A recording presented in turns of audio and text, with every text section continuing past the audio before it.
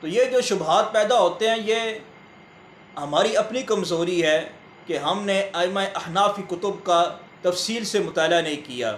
جو کتابیں اس کے اوپر مستقل طور پر لکھی گئی تھی اس موضوع کے اوپر، ہم نے ان کا مطالعہ نہیں کیا۔ یہی وجہ ہے کہ ہم جب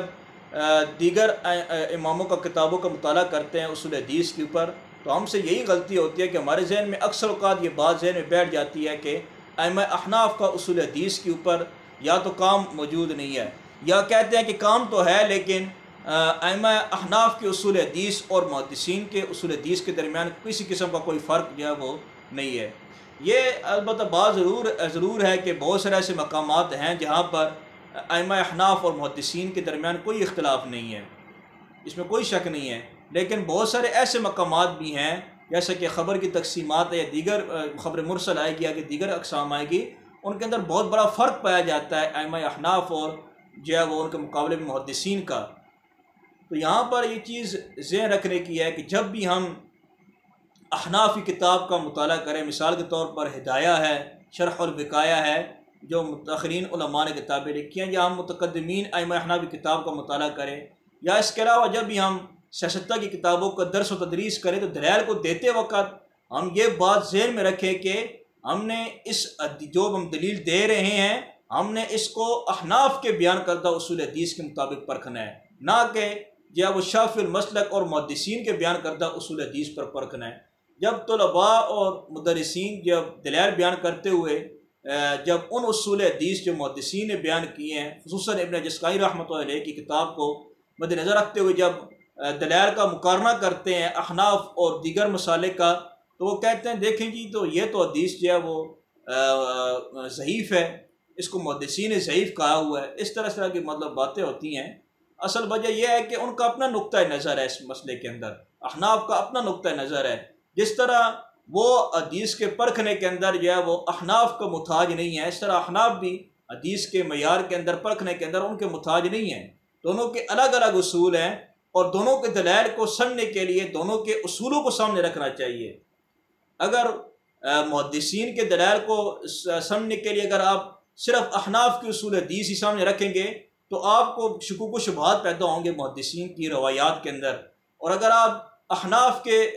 جو بیان کردہ دلائل ہیں ان کو سمجھنے کے لیے اگر آپ محدثین کے اصول حدیث کو سامنے رکھیں گے تو احناف کے دلائل کے اندر آپ کو کمزوری اور شکوک و شبہات پیش آئیں گے۔ اصل میں تو بات یہ ہے کہ احناف کا اپنا مستقل طور پر نقطۂ نظر ہے، محدثین کا مستقل طور پر نقطۂ نظر ہے، لہذا دونوں کو کہ جب دلائل کو پڑھا جائے، دونوں کے دلائل کو پرکھا جائے تو دونوں کے اپنے اصول سامنے رکھ کر کیا کیا جائے، پرکھا جائے۔ ہاں یہ الگ بات ہے کہ اگر دونوں کے اصول کے مطابق اگر پرکھنے کے بعد اگر دیکھا جائے کہ کس کی دلیل کیا ہوتی ہے زیادہ وزنی ہے، کہ کس کی دلیل کے اندر زیادہ قوت پائی جاتی ہے، یہ ایک الگ بات ہے، یہ تو بعد کا سٹیج ہے۔ ہم پہلے ہی کیا کرتے ہیں کہ محدثین کے اصول کو لے کر احناف کے دلائل کو پرکھنا شروع کر دیتے ہیں، جس سے پھر ہمیں ذہن کے اشکالات پیدا ہوتے ہیں، کیونکہ احناف کے یہاں خبر متواتر مشہور اور خبر احاد کا الگ درجہ ہے اور دیگر حضرات کے ہاں الگ ہے۔ پھر احناف کے ہاں جو ہے وہ دلیل پکڑنے کے مختلف انداز ہیں، ان کو بھی سامنے رکھنا چاہیے، سمجھ میں آ گئے۔ اور اس کے علاوہ جو ہے وہ ایک اور اہم چیز یہ ہوتی ہے کہ آگے جا کر جو اخبار کی تقسیم ہوتی ہے اس کے درمیان بھی ائمہ احناف اور جو ہے وہ محدثین کا اختلاف پایا جاتا ہے۔ جیسے خبر مرسل ہو گئی ہے، اب خبر مرسل کے اندر جو ہے وہ ہم نے جب اس سے استدلال کرنا ہے تو ہم نے ائمہ احناف کے اصول حدیث کو سامنے رکھ کر استدلال کرنا ہے، نہ کہ محدثین کے اصول حدیث۔ محدثین کے اصول حدیث سامنے رکھیں گے تو پھر تو ہمیں جو مراسیل جو ہے وہ ان کے نزدیک ضعیف ہیں تو وہ تو احناف اس سے استدلال کرتے ہیں، کیونکہ احناف کے ہاں تو وہ ضعیف نہیں بنتی ہیں۔ تو پھر اس طرح کی جو شکوک و شبہات پیدا ہونا شروع ہو جاتے ہیں، خصوصاً ائمہ احناف کی کتابوں کو پڑھتے وقت انسان کے دلوں کے اندر یہ شکوک و شبہات پہ جاتے ہیں۔ کچھ لوگ تو تعصب کی بنا کے اوپر یہاں تک پہنچ جاتے ہیں کہ وہ یہ کہہ دیتے ہیں کہ جی احناف کے پاس صحیح سے حدیث دلائل موجود ہی نہیں ہیں، حالانکہ یہ ان کی اپنی کمزوری ہے، ان کی اپنی کمزوری ہے کہ انہوں نے اس طریقے سے جو ہے وہ مطالعہ نہیں کیا ہے کہ جس طرح مطالعہ کرنے کا حق تھا، اور حق تو یہ تھا کہ احناف کی کتابوں کا مستقل طور پر یہ مطالعہ کرتے، پھر محدثین کا بھی کیا کرتے، کتابوں کا مطالعہ کرتے، پھر جا کر یہ فیصلہ کرتے کہ دلائل موجود ہیں یا نہیں ہیں۔ صرف محدثین کی کتابوں کا مطالعہ کر کے احناف جو فقہاء ہیں، پھر سب سے اہم بات یہ ہے کہ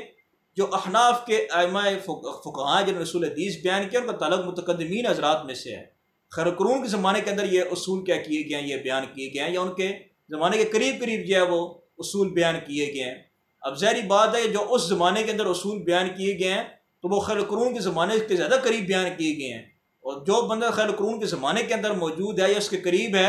وہ حدیث کو بنسبت باقی بعد میں آنے والے کی بنسبت زیادہ اچھی طریقے سے سمجھ سکتا ہے۔ تو انہوں کا کیونکہ ان کا اور صحابہ کے درمیان اتنا بڑا فاصلہ نہیں ہے، اتنا بڑا فاصلہ نہ ہونے کی وجہ سے کر کے ان کا علم اور صحابہ کا علم کے اندر قربت پائی جاتی ہے۔ جو جس طرح زمانہ گزرتا گیا تو ظاہری بات ہے کہ سند کے اندر اضافہ ہوتا گیا۔ اب احناف نے جب دلیلیں پکڑی تھی، مثال کے طور پر امام صاحب ہیں، جب وہ کوئی دلیل پکڑتے ہیں، امام محمد امام یوسف رحمۃ اللہ علیہ کی حدیث سے کوئی دلیل پکڑتے ہیں، تو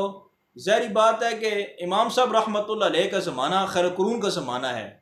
اور ان کے صحابہ سے سماع بھی ثابت ہے اور صحابہ سے رویت بھی کیا ہے، ثابت ہے۔ تو اب ظاہری بات ہے جب وہ کسی دلیل کو پیش کریں گے تو ان کو سند کی اتنی ضرورت ہی نہیں پڑے گی، کیونکہ درمیان میں یا تو ایک تابعی ہوگا یا ایک صحابی ہوگا بس، اور صحابی بھی جو ہے وہ ثقہ ہیں، الصحابہ کل مدولون، رہ گیا تابعی تو امام صاحب رحمۃ اللہ علیہ کا جو ہے وہ ہر تابعی سے نقل نہیں کرتے تھے، بلکہ مخصوص تابعی تھے جن کے سے وہ کیا کرتے تھے، نقل کرتے تھے، اور ان کی ثقات بالکل واضح ہے۔ تو اب ایک بندہ دلیل پکڑ رہا ہے، درمیان میں صرف ایک یا دو واسطے ہیں، تابعی ہے یا صحابی ہے، اور دونوں کیا ہیں، ثقہ ہیں،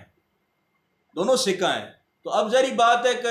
وہ اتنی لمبی چوڑی جو ہے وہ دلائل کے اتنی پیچھے پڑیں گے سند کے اندر، کیونکہ سند کے اندر دو ہی راوی ہوتے ہیں اور دونوں ثقہ ہیں، تو وہ حدیث کو کیا کر دیتے ہیں، بیان کر دیتے ہیں،